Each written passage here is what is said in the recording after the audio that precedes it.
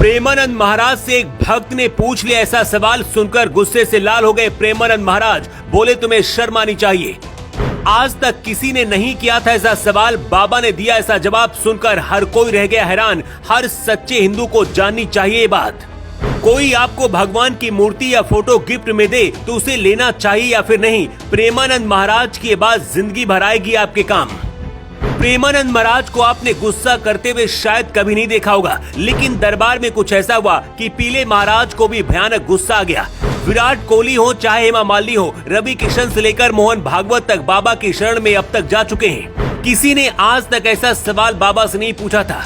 प्रेमानंद महाराज वृंदावन में रात के 2 बजे जब परिक्रमा के लिए निकलते हैं, उस वक्त भक्तों की भीड़ दर्शन के लिए लग जाती है। कुछ लोग इन्हें कृष्ण का अवतार भी मानते हैं। दुनिया भर से लोग मिलने के लिए यहाँ पर वृंदावन में आते हैं। प्रेमानंद महाराज रोजाना अपने आवास से राधा के लिए आश्रम तक पैदल ही चलकर आते हैं। हर रोज हजारों की संख्या में श्रद्धालु महाराज के दर्शन करने के लिए आते हैं। प्रेमानंद महाराज का सत्संग सुनने के साथ ही उनके दर्शन के लिए आपको 2 दिन का समय लग जाएगा। आश्रम में हर दिन सुबह 9:30 बजे महाराज के शिष्यों की तरफ से अलग अलग टोकन प्रदान किए जाते हैं। आप इसी टोकन की मदद से अगले दिन महाराज के दर्शन कर सकते हैं। कुछ दिन पहले प्रेमानंद महाराज से पूछा गया था कि शादी में कुंडलियां अगर लड़के और लड़की की नहीं मिलती तो क्या शादी नहीं करनी चाहिए? इसके जवाब में प्रेमानंद महाराज ने कहा था कि अगर भगवान को साक्षी मानकर शादी की जाती है तो इससे कुछ भी बुरा नहीं हो सकता। महाराज का कहना है कि अगर कोई लड़का लड़की एक दूसरे से प्यार करते हैं, दोनों की कुंडली नहीं मिलती, इसके बाद भी वो भगवान को अपना आराध्य मानकर पति पत्नी बन सकते हैं, क्योंकि जब भगवान का नाम लेकर कोई काम किया जाता है वहाँ सारे नक्षत्र भी सही दिशा में चलने लगते हैं। अब चलिए आपको बताते हैं कि वो कौन सा सवाल था जिसे सुनकर प्रेमानंद महाराज को गुस्सा आ गया। महाराज हमेशा हंसकर सवाल का जवाब देते हैं, लेकिन इस बार एक सवाल सुनकर गुस्सा हो गए। महाराज का गुस्सा देखकर सवाल पूछने वाला भी माफी मांगने लगा और आसपास बैठे लोग भी हैरान रह गए।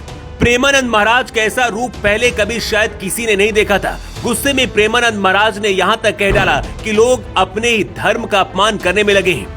हाल ही में प्रेमानंद महाराज के पास कुछ लोग पहुँचे और एक भक्त ने उनसे सवाल पूछा था कि क्या तोहफे में या फिर गिफ्ट में मिलने वाली भगवान की मूर्तियों को लेना चाहिए या फिर नहीं। ये सुनते ही महाराज ने तुरंत जवाब दिया, नहीं, बिल्कुल नहीं, कभी भी किसी से भगवान की मूर्तियां या फिर फोटो नहीं लेनी चाहिए। इस पर जब भक्त ने पलटकर सवाल किया कि हमें पता नहीं चलता है और कोई पैक करके हमें दे देता है।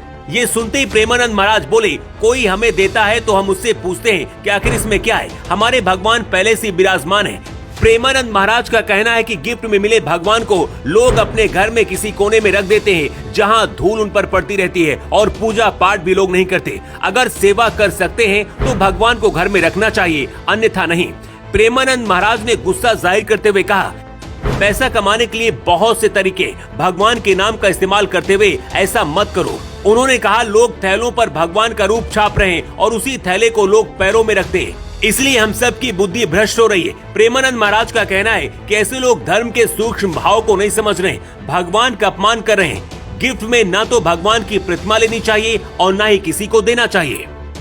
प्रेमानंद महाराज के पूरी दुनिया में लाखों भक्त हैं, विदेशों से भी लोग मिलने आते हैं। 17 साल की इनकी दोनों किडनी खराब है, लेकिन अभी तक जिंदा है। कुछ दिन पहले तबीयत खराब हो गई थी, जिसके बाद भक्तों से भी मुलाकात नहीं कर पाते थे, लेकिन अब फिर से भक्तों के साथ दरबार में प्रवचन कर रहे हैं। प्रेमानंद महाराज का कहना है कि कभी भी किसी को ना तो भगवान की मूर्ति देनी चाहिए और ना ही किसी से लेनी चाहिए। अगर आप लेते हैं तो भगवान की फिर नियमित पूजा भी आपको करनी चाहिए और उसका रखरखाव भी करना होगा।